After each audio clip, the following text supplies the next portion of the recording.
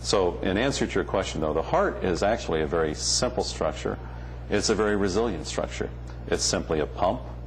It has 2 pumping chambers, and we're really going to ignore one because there's not much in today's society that affects the right side of the heart. So we're going to pretend it does not exist because it usually isn't relevant to the United States. And we're going to focus entirely on the left-sided pumping station. So the pump will have an inflow and it will have an outflow. Blood comes into the heart squeezes, blood goes out.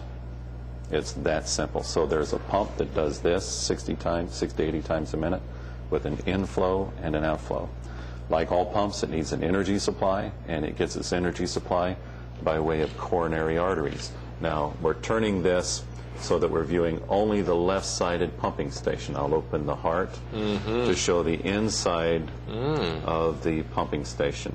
This is the muscular portion, and if you were to see this, this would look much like what any muscle would look like that we would encounter in the grocery store. A piece of nice steak. It's nice and thick, but the coronary arteries will actually sit on top and run down the front of the heart and pierce fuel lines within the musculature itself. Blockages in these coronary arteries are the most common disease affecting adults today. As a matter of fact, particularly any adult, we have the tendency to think that this is just men. The leading killer of women in the United States is still heart disease. By far, yes. By far, sure. So, and that's blockages. I'm glad you mentioned that.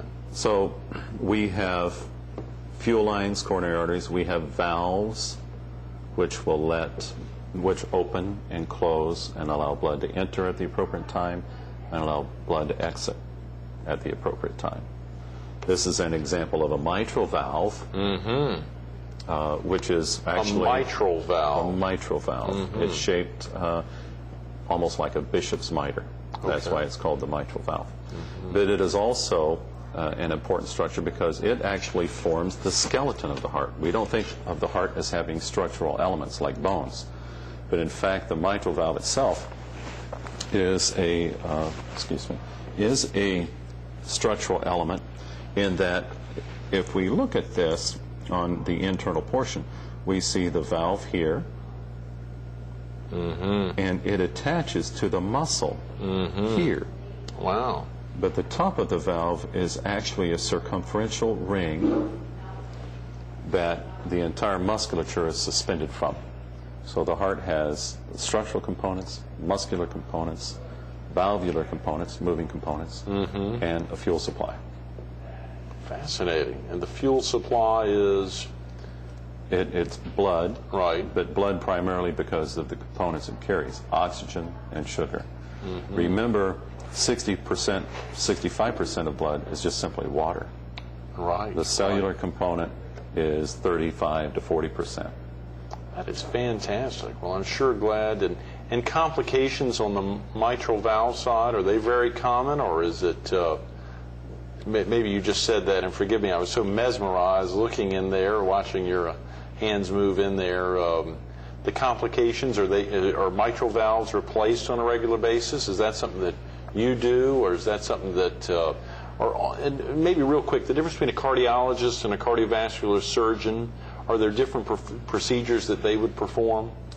Yes. Cardiologists, historically, let's say prior to 10 years ago, were primarily involved in the detection of heart disease and the medical treatment of heart disease.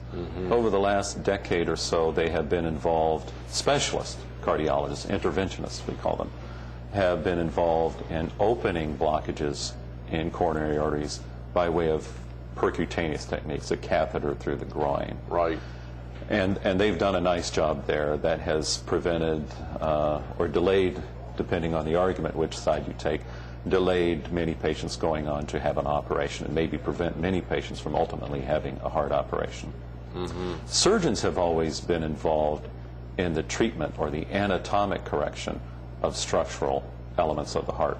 We bypass the blockages. And just to illustrate here, a bypass is simply attaching a piece of vein or an artery to the aorta, the outflow tract, So in essence, blood would come out of the heart. As the heart pumps, blood would come out, come through the aorta here, travel down this bypass, and we can attach that to any area on the heart we choose to beyond the blockage. That is simply a coronary bypass. That's interesting. We suture this end to the aorta and this in here. This bypass requires approximately 10 minutes. Is that right? So, and those are relatively permanent? I mean, does that, or do those need to be done on a... that's a very good question. Historically, back in the 70s, 80s, and early 90s, we thought that a vein graft, a piece of vein that's removed from the leg and placed on the heart, had a lifespan of about 10 years. We're now finding out that that isn't entirely true. And this is one of the areas that technique and technology have put aside. When we initially started this operation, we would take technicians or assistants and ask them to harvest the vein. They weren't highly trained, they weren't sensitive to what the vein actually was, and so there was a lot of damage being done to the vein as we removed it. So many of these veins were actually closed because of surgical technique. Now we know, by way of more sophisticated vein harvest techniques, that these veins will hold up, that they also have a different patency rate or lifelong span based upon which vessel they're bypassed to. So many of these will hold up for life. But we will also use arteries to bypass hearts or blockages. And so arteries, so there's an artery that comes from the undersurface of this particular branch, which goes to the arm, runs down behind the breastbone. We can detach this from the breastbone, swing it over, and attach it to the same place. That artery will never close. So it's a lifelong operation now. So in answer to your question, most coronary bypass operations will last a lifetime. Only a small percentage will require a re-intervention. That is fascinating, Dr. Holland. That is very interesting. So many other aspects there. I'm sure there's lots of frequently asked questions. I assume probably a lot of people don't ask, how does the heart work? Because they want to get to the nitty-gritty. But thanks for sharing that. I'm sorry we only have a few minutes. I've got so many more questions that I'd like to ask. And of course, you just highlighted the potential links, how that would impact their life and how much longer that could potentially open the doors for them. But was there any influence for you at an early age? You know, that's really something. Is this an aspect that you've been thinking about for a long time, getting into cardiovascular surgery or being even in cardiac work at all? That's a very good question, and I'm going to give you an answer that will surprise you. And the answer is no. I believe that life is a river, and the currents and the eddies will direct us to our ultimate journey. And my father was a construction worker, and as a boy I would travel with him. He was a repairman. He was a furnace repairman. Right. And throughout college I became interested in physiology, the human body. And then in medical school, I discovered surgery and found that much of surgery is machinery.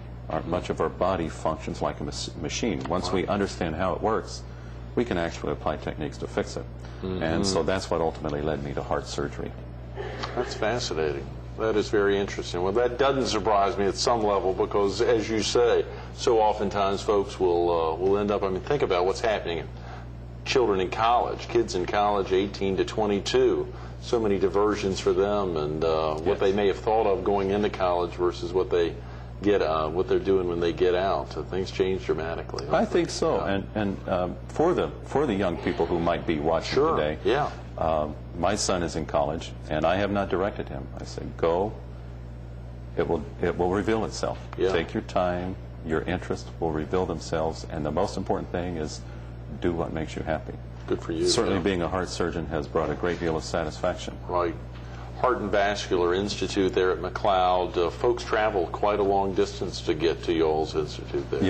Yes. I've had people travel 4 hours to see me. And again, patients with complex heart problems really don't want to travel hours away to have a procedure, particularly if they can be close to home and have the support of their families. So we offer this to the community, but certainly the field of expertise that we have goes into the valve areas, people who have reoperative requirements, Sure. complex heart problems. Those people will need to travel, but we like to make McLeod seem as much like home and have the home environment as we can. That's great. I can tell that just sitting here with you. If folks are making that trip, or for folks who aren't making the trip, who want to learn more about the Institute, and I know you've just been there 4 or 5 months, does the Institute offer workshops or seminars to more better educate the public? Yes, we do. Many of these are not convenient to people. We offer many during Heart Month. Right. We will also offer some in the fall, but with this type of disease and the gravity that's assigned to heart difficulties, I like to have a personal access to patients. So Great. I'm happy to discuss problems, suggestions with anyone at any time, as are my colleagues at McLeod, the cardiologists and the other heart surgeons. So those numbers are available, their Great. names are available, and will be easily accessible with that 1-800 number. That'll launch in the next 3 months. And, of course, the 843-777-2000, or going online to McLeodHealth.org. Folks can find out more about the Institute, the Heart and Vascular Institute there at McLeod, by spending a little time on the Internet or picking up the telephone.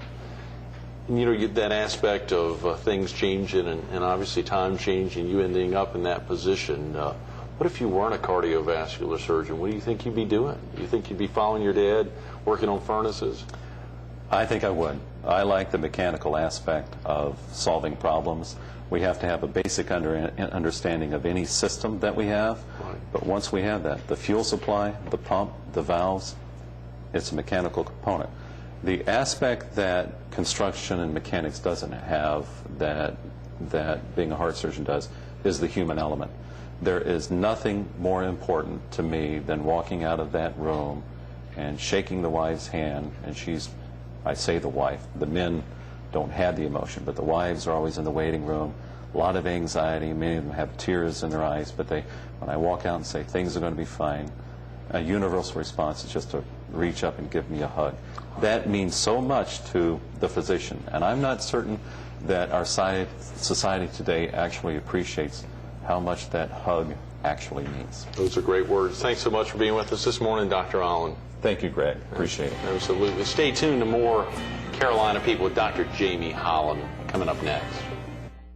You heard him talk about the hugs that he loves to receive from the spouse of a patient, but it's the hugs that he talked about off camera that he really wanted to focus on, the hugs that he wanted to give the nurses in the operating room, the nurses in the intensive care unit, and the nurses in the wards, the folks that make such a difference in patients' lives, along with the cardiovascular surgeons and the cardiothoracic surgeons and the radiologists and the cardiologists, everyone working together to make a difference right there at McLeod Health. Give them a call at 843-777-2000 or go online to McLeodHealth.org.